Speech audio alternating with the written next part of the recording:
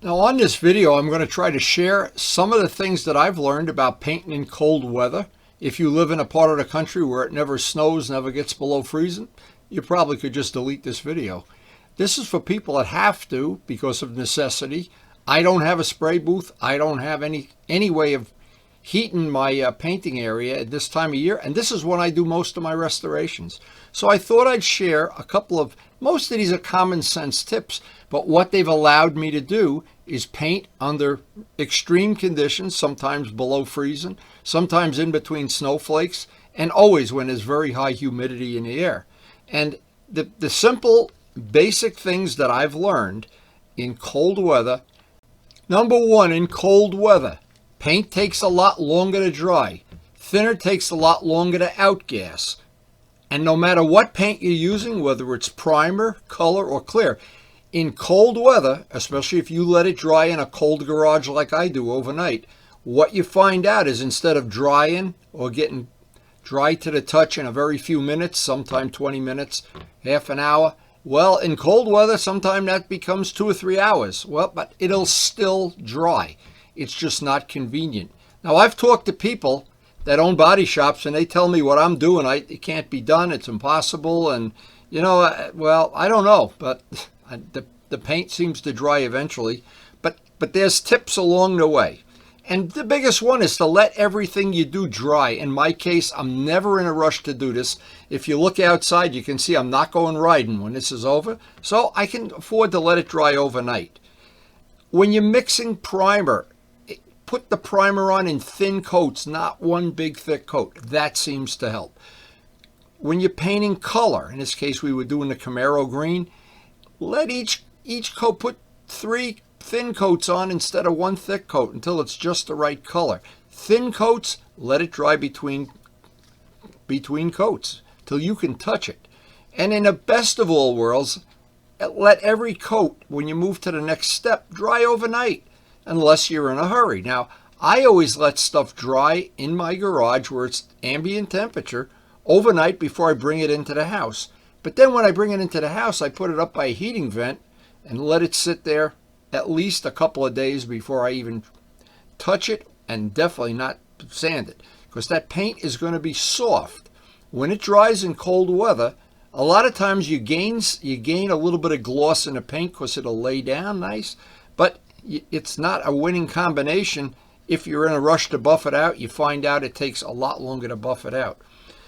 When you do the clear, and I've used many different brands of clear, the 4-to-1 clear, anytime I've put on 1 or 2 very thick coats, it takes forever to dry it, and you get frustrated, and then you start trying to rush it. The best tip, and it's a good tip, just put on thin coats. And in the case of clear, I'll give you an example. If you put on a coat right after you go out into the shop, go up, have a cup of coffee, make a couple phone calls if you have to, or do some laundry or whatever. Don't just stand there looking at it waiting for it to dry. And that's what I do. And by letting it dry, by letting the coats in between dry, and not rushing, it's the biggest temptation is you always think, well, I painted this in the summer, and a day later I could buff it out. Well, in this kind of weather, that's not really going to happen. But you can still, the point that I'm trying to make is, and I'm a driven person, when I decide I want to do something, I try not to let anything get in my way, especially the weather. And I listen to the weatherman, and he says, oh, it's going to be below freezing, it's going to do this, it's going to do that. I still want to get something painted. In the case of this, when this video was shot, we were in between snowstorms. You can see how much snow is there. And I still got this restoration done. And what happens, you tough it out all winter, you fight tooth and nail through this weather, but in the spring, the first day the spring flowers come out, and you're out on the open road with the bike that's perfectly buffed out and everything's shiny, and then you look back, if you've shot pictures or video of it, you look back at a day like today, and you have a good laugh, because you really can do this, despite what people and professional people tell you, you still can do this. So the bottom line is, if you're willing to put up with being cold and being damp, and my suggestion if you are, drink some extra coffee, especially if you drink coffee between coats, because when I decided to do this restoration, I had no choice. I don't want to use up my riding time in the summer to paint. So I try to do all my painting, virtually all of it, unless it's for a friend or an emergency, that we repair track bikes that went down, and for several people. But I try to plan out my cold winter when I'm really not enthusiastic about riding. I don't have to ride every day. And knowing that if I tough it out over this winter time, I'm going to be facing spring when the snow all melts and the weather warms up. I'm going to have a freshly restored bike. And that's what happened with this bike. And there was several other things: polishing the swing arm, painting the wheels, making a new seat for the bike. But the painting, had I let the painting go till spring, and so I'd be out in nice warm weather, well, I wouldn't have had the bike ready to ride in the spring. So it's really a trade-off, and it's a trade-off that over the years I've been willing to make, because if I'm not restoring this and I'm not working on something out in my cold garage, well, I can't ride either. So or what'll happen is Karen will find some project for me to work on around the house, and sometimes we have to balance that very, very carefully. You never really know. But I know that you can paint in the winter. I know, and I've talked to many of the people, even where I buy the body shop supplies, they've told me, you didn't really care, it's got to be 72 degrees, and they're probably right. And I'm not trying to poo-poo what professionals say. But remember, what the difference is: a professional person has to do it in a very set amount of time so they can make money. When you're doing a motorcycle restoration, you're doing a labor of love. You can't count the hours, or your wife would shoot you. You've got to face this, that you've got to do it when you're physically able to do it. And in my case, that usually means in the middle of the winter, or when the weather is so bad. And in our part of the country, once it snows, they salt the roads so you can't even ride, even when the snow melts.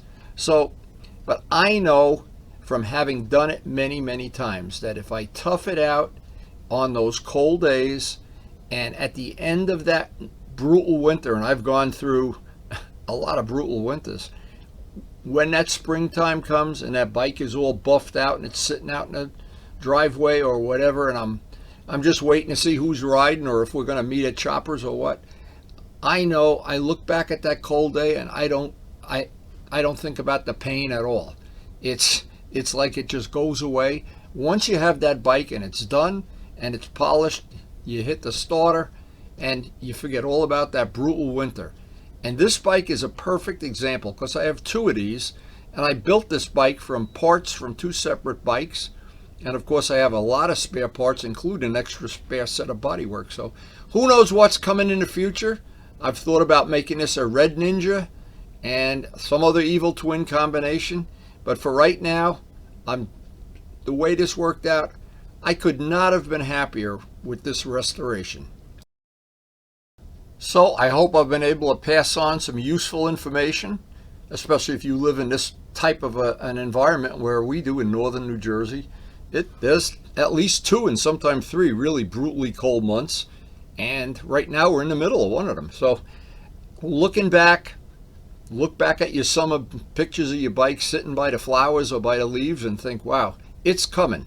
And whether you like it or not, every year that snow melts, the leaves turn green, and we have a 7 or 8, sometime a 9-month riding season to look forward to. So again, I hope you did enjoy the video and got some useful information, maybe a little inspiration to go restore something or paint something or do something.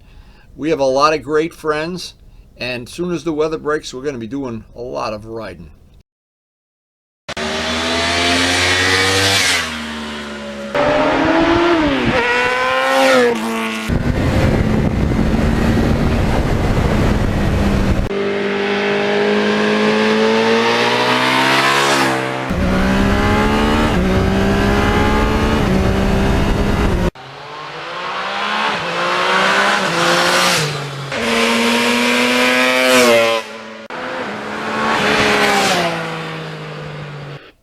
Thank you so much for watching.